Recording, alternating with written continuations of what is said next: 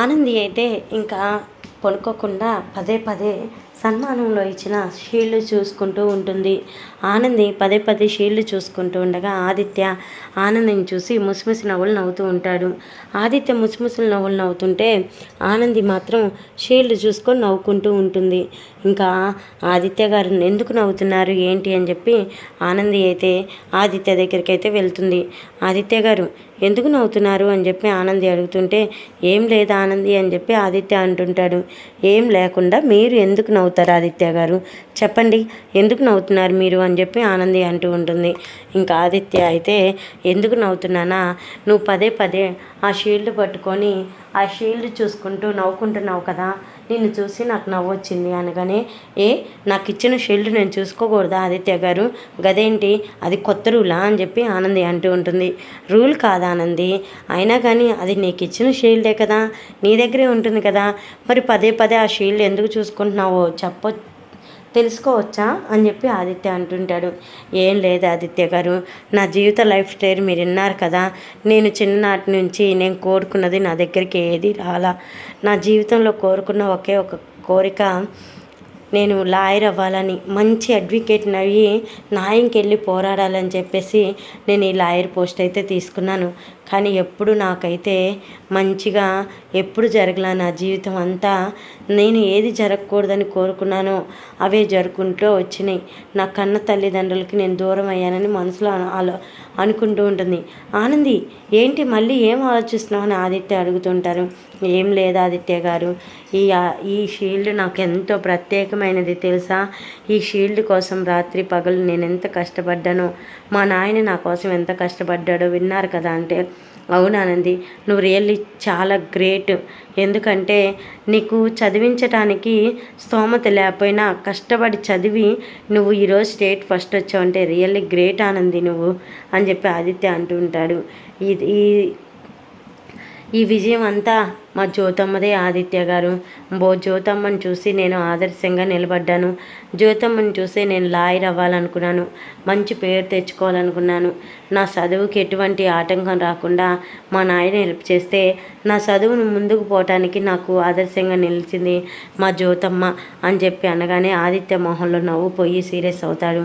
ఏంటి ఆదిత్య గారు, మా జ్యోతమ్మ పేరెత్తితేనే మీకు కోపం వస్తుంది కదా, అయినా కానీ మీకు ఇంకొక విషయం చెప్పనా, మీకు యాక్సిడెంట్ చేసి మీ జీవితం ఇలా అవటానికి కారణం ఎవరో మా జ్యోతమ్మ అని మీరు అపోహపడుతున్నారు కదా, మా జ్యోతమ్మ కాదు ఆదిత్య గారు.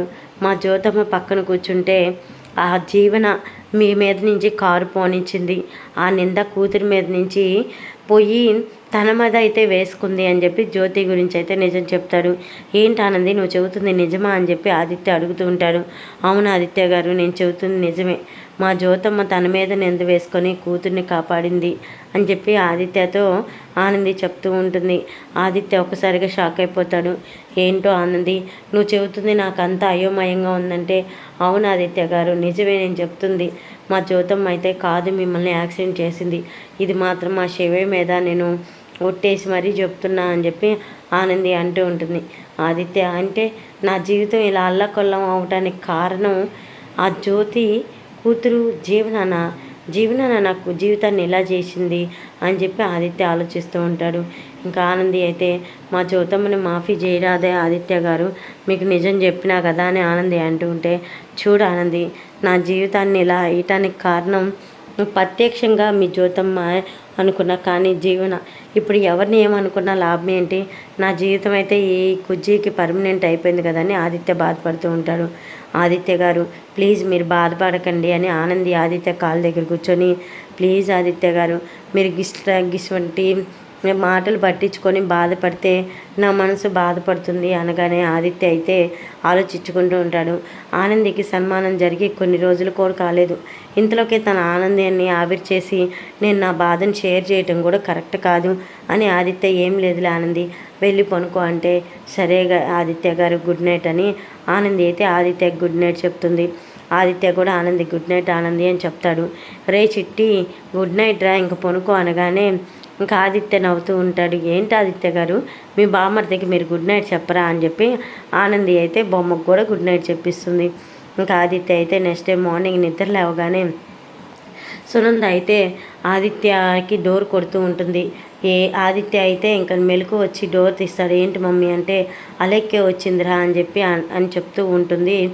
ఇంకా సునంద అలెక్కేనా, అలెక్కే ఇప్పుడు రావటం ఏంటి అని చెప్పేసి ఆదిత్య అయితే అలెక్కే దగ్గరికి వెళ్తాడు.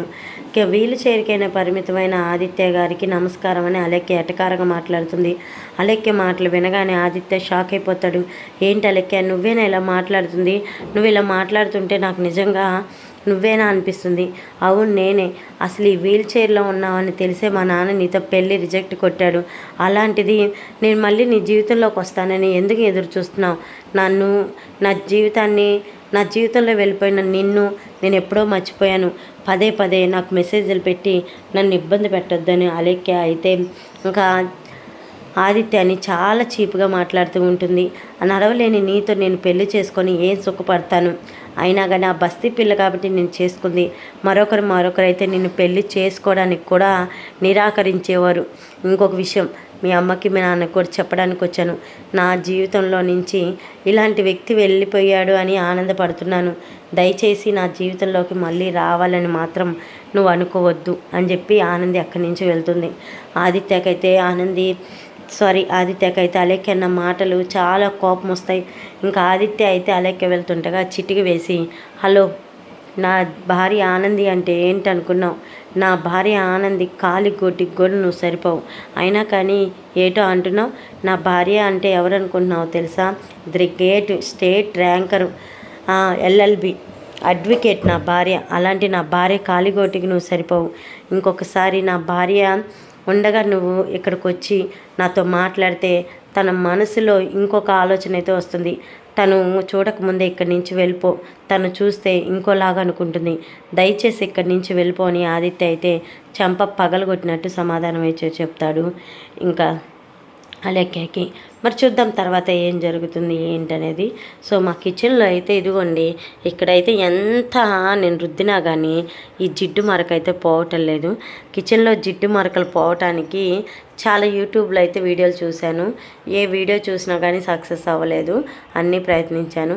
కిచెన్లో ఈ జిడ్డు మరకలు పోవాలంటే ఏం చేయాలో ఖచ్చితంగా నాకైతే కామెంట్ అయితే చేయండి ప్లీజ్ సిస్టర్స్. ఒక ఆడదాని బాధ ఆడదానికే తెలుసు కదా. మరొక వీడియోతో మళ్ళీ కలుసుకుంటా. బాయ్.